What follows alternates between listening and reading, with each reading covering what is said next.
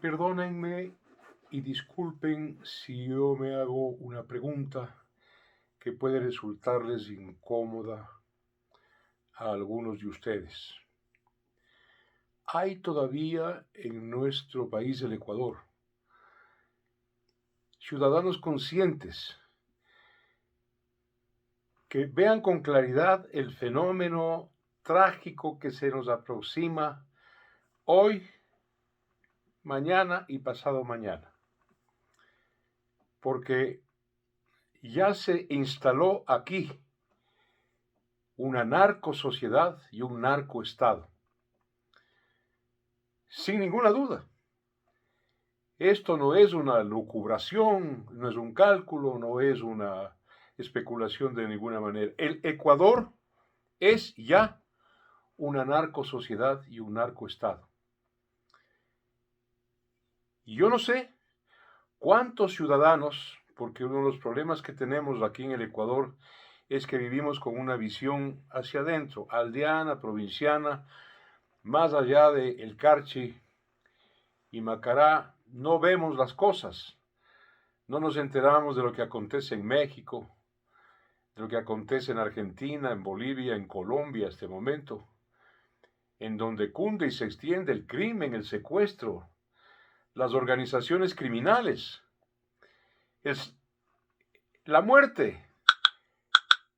Yo no sé si el Ecuador tiene conciencia de lo que acaba de acontecer en las cárceles. En 3 cárceles del Ecuador, pues los capos de la droga decidieron una masacre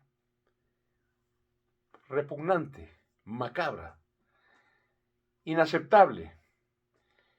Yo no sé si cuántos ecuatorianos estamos conscientes de este infierno que empieza y progresa aquí en el Ecuador.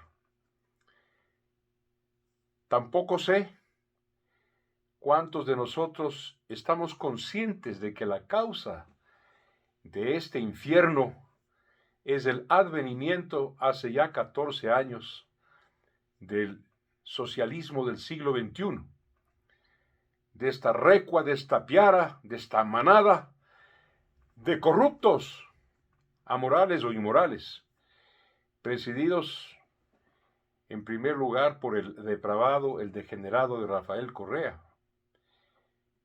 Fue este advenimiento el causante de todo lo que está aconteciendo hoy día en el país y de la declinación de carácter moral, económico, político, social, institucional que vamos a tener que enfrentar. Tal vez uno como yo ya no, porque estamos ya en cuenta regresiva los de mi generación. Pero tenemos hijos, tenemos nietos, tenemos descendencia, amamos al país, queremos un futuro mejor para el Ecuador. Veamos, aunque son hechos que se conocen, pero por un acaso se hayan olvidado, me permito sintetizar de la siguiente manera. El degenerado de Correa legalizó el porte de drogas, probablemente en homenaje a su padre, un narcotraficante. Legalizó el porte de drogas en virtud de lo cual los niños de las escuelas, de nuestros colegios, los jóvenes, los adolescentes, empezaron a ser tentados por el microtráfico de las drogas. Ese es un proceso de degeneración de la sociedad.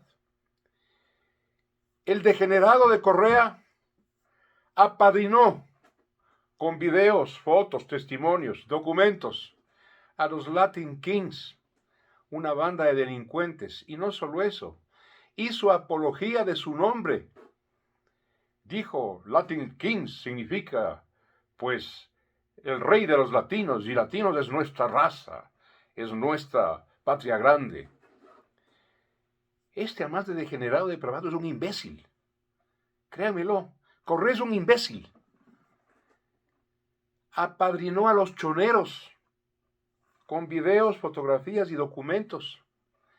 Fotografías donde aparece el depravado abrazado con los choneros que acaban de perpetrar, lo cierto, el espectáculo macabro, abracadabrante de las cárceles. Expulsó a la base de Manta, que no era una base militar, era un centro para controlar la expansión del narcotráfico en toda América y en la región, obviamente, sudamericana y andina. Expulsó a la base de Manta bajo el pretexto de la soberanía. La soberanía. Prescindió de la DEA, esa institución que gratuitamente nos ofrece Estados Unidos para controlar justamente la tragedia del narcotráfico y sus consecuencias. Recibió dinero del narcotráfico, Correa, a través de este desvergonzado de Gustavo Larrea, de lo que se sabe. Dinero del mono Jojoy, dinero, cantidades y sumas encontrados en las laptops de Angostura. Y ahora mismo su monigote, Arauz, está siendo financiado por el narcotráfico. De lo que se sabe, porque es la punta del iceberg, ha recibido ya $80,000 del ELN, una guerrilla narcotraficante afincada en Colombia y que responde a los designios y diseños del Foro de Sao Paulo y del Grupo de Puebla, donde el degenerado de Correa, y no me canso de repetir esto que ya no es un adjetivo, sino un sustantivo, el degenerado, se reúne habitualmente con sus colegas comunistas de América Latina para perpetrar esto. Pero este cuadro tétrico, trágico, infernal, créanme, no es lo más preocupante. Lo que llama la atención, sacude la conciencia y angustia es esta pregunta: ¿qué pasa con los ecuatorianos? ¿Qué pasa con ese quintil, 20%? ¿No es cierto? 2 de cada 10, 20 de cada 100, con ciudadanos inconscientes de este drama, que todavía le depositan una intención de voto al depravado de Correa y a su monigote. ¿Qué pasa con los ecuatorianos? ¿Qué pasa con su conciencia moral? En patología orgánica, congénita, hay un mal que se llama progeria, que es el envejecimiento prematuro. Todas las sociedades nacen, crecen, avanzan, llegan a la cúspide y empiezan una declinación, una decadencia, hasta que mueren. La decadencia es un envejecimiento, es un anacronismo. Es como que a la sociedad, a su cultura, a sus principios, a sus valores, le salieran arrugas y le salieran canas. El Ecuador es una república de apenas 200 años. Comparado con la biología y el proceso vital de un ser humano, está, en el mejor de los casos, en la adolescencia. Y en plena adolescencia, el Ecuador ya está aquejado de progeria, es decir, una falta de conciencia y de visión moral sobre valores, sobre principios. Y la prueba de ello es que gente decente, políticos confiables, tienen ahora que competir con los depravados, con los monigotes, con los candidatos del narcotráfico, del crimen organizado. ¿Cómo es eso posible?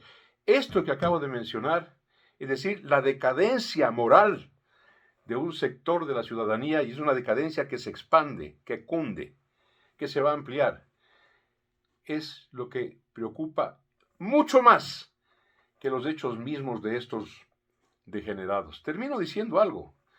Si ustedes conversan con cualquiera de estos socialistas, marxistas, comunistas convencidos, porque no son obreros, no son campesinos, no son clases marginales, son pequeños burgueses que votan y esperan de esta degeneración para seguir insertados como parásitos del Estado.